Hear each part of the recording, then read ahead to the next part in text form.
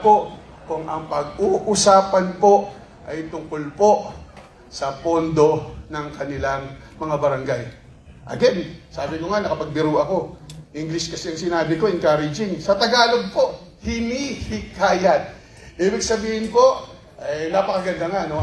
May mga matatapang na akong kaibigan ng mga kapitan na nakausap after ito. Sabi nila, kami, isa sa publiko at isinasa publiko namin dahil wala silang itinatago. Isang presiding officer, hindi po natin nilalahat. Dahil marami rin po talaga ako makakilala rin ng mga opisyalis ng barangay at opisyalis din ng lungsod at opisyalis din sa nating nasyonal ng mga matitino. At isa po ito, tinutulungan po natin silang lahat para masabi na ng kanilang mga kabarangay at masabi ng ating mga kababayan sa ating lungsod ng Pasig na meron po tayong mga matitino at mga tapat na mga opisyalis o mga luklok na opisyalis. Sa totoo nga po, dapat pagpasalamatan pa nila ang konsehong ito. Dahil dito po sa ating pong isusulong, talagang mapapatunayan na itong ating lungsod, transparent po dito.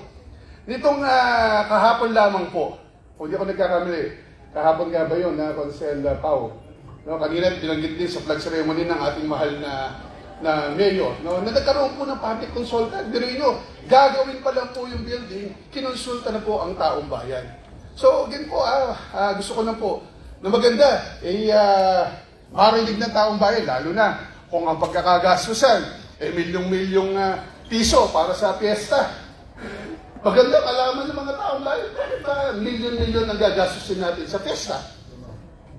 Malaman ng taong bayan, yung declogging na sinasabi ko po, dati simula pa nung ako'y naluklok po na konsehal, na minsan yung pondo sa declogging, yan ang nagiging source of corruption. Maganda po maipaliwanag nila at malaman ng mga tao kung totoo ba naglilinis sila ng kanilang mga drainage. Mawala po ang pagdududa. Ito po ay tulong natin. Hindi po, wala naman po kami mapapala dito kung ito ay gagawin namin. Ang mas meron pong makikinabang dito ay yung mga halal na opisyal sa mga barangay dito sa aming isusulong ni Konsehala Angelo. So Mr. Presiding Officer, gusto ko na rin pong banggitin. Meron din daw po nag-react doon sa inyo na banggit doon nakaraang linggo. Sabi ko nga sa nila, alam nyo, hindi po tayo masasaktan kung hindi naman tayong, hindi yun yung pinapatungkalan ng nabanggit ng ating mayor. At sa totoo po, sa buong bansa po dapat maganda sabihin, okay lang po ba, Mr. Presiding Officer, ay banggitin ko ulit. Dapat, hindi lang dito sa lungsod ng Pasig, hindi lang sa mga barangay, pero sa kabuuan sa ating buong bansa, we should stop electing idiots in this government.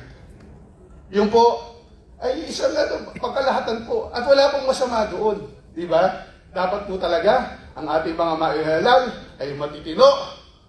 O sabihin na natin, hindi na ganun katalino, pero may alam po sa batas. At kung wala man pong alam sa batas, maganda po, ito po ay pag-aralan natin. No? Lalo na po, kung tayo iniloklok, lalo na po sa ating mga konsehal, lalo na po sa ating mga kagawad na nasa barangay, iniloklok po tayo dito para po gumawa ng mga batas na panglokal, mga batas na pangbarangay.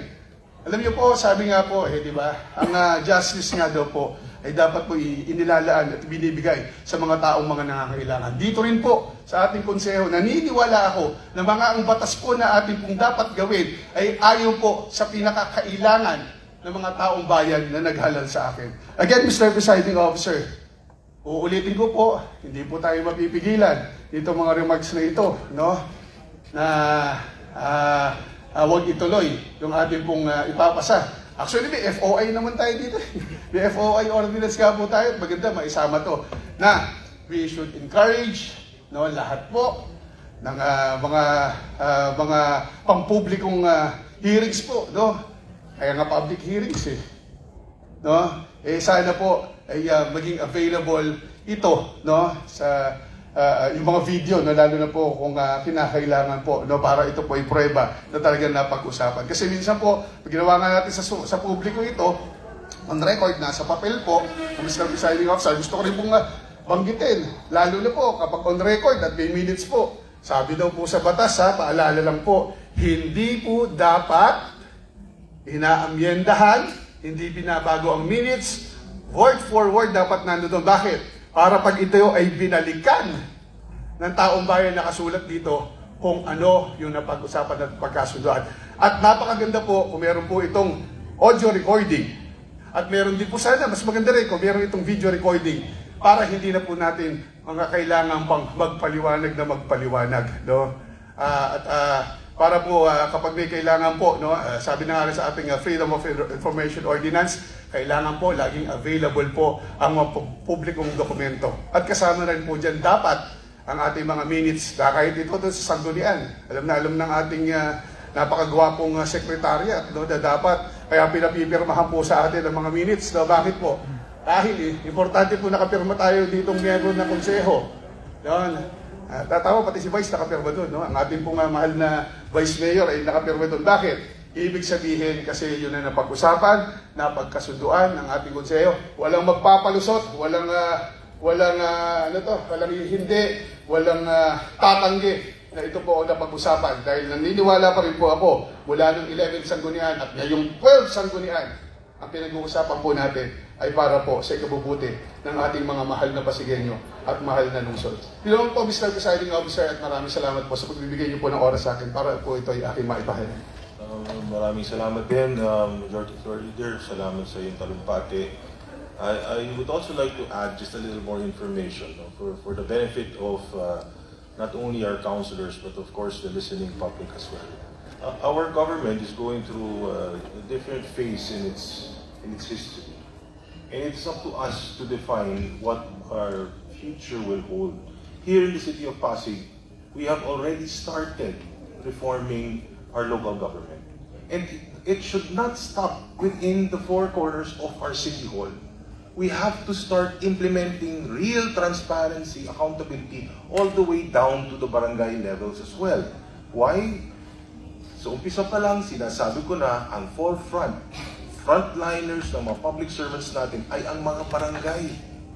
Pero kung hindi natin maitutulak at hindi maniniwala ang ating mga barangay captains, mga barangay kagawad, na tunay ang ginagawa nating pagbabago dito sa ating lungsod, at sila ay exempted sa pagbabago, they do not belong in this city as leaders. And I think it's high time that our people, the people of Pasig, will make a choice to start choosing better public leaders.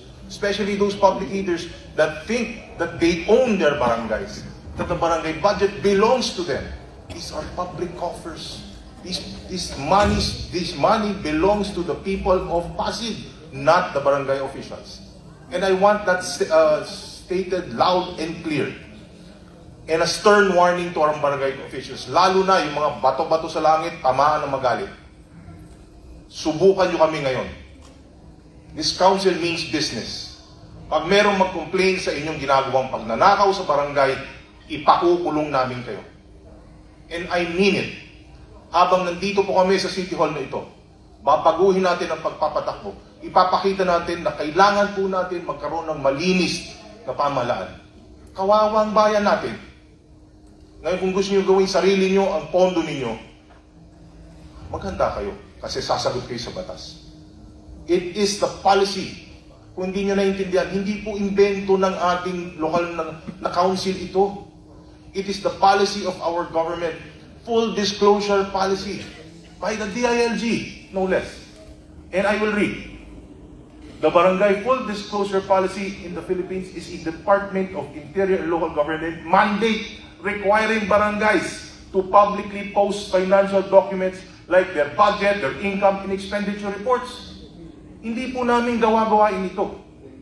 So paano nyo sasabihin na kailangan may privacy? Covered kayo ng data privacy. Kalokohan po ito. Huwag nyo pong gawing mangmang ang tao. Huwag nyo gawing mangmang ang mga literato natin dito sa ating lungsod. Dahil hindi po kami papayag. It's too much and it's been going on too long. We have to start changing things and we will do it. We are serious. Gagawin po natin sa pamamagitan ng pagsusunod sa batas. Wala pong labis, wala pong kulang. So with that, Majority Floor Leader, I would like to congratulate you on your quest to push for transparency at the barangay level. It is indeed high time. Thank you.